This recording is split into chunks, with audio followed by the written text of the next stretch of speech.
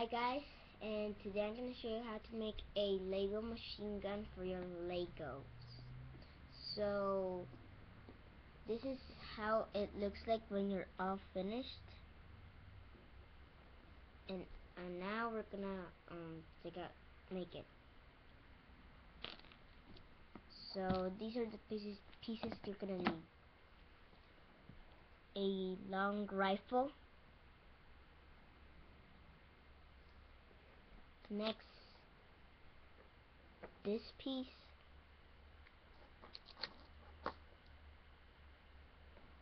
And the last piece is this piece.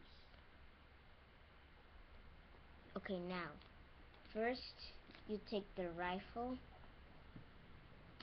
and then you take this piece and stick it right there, and you take the blue piece, then you stick it in the end, and that's how you make a Lego machine gun.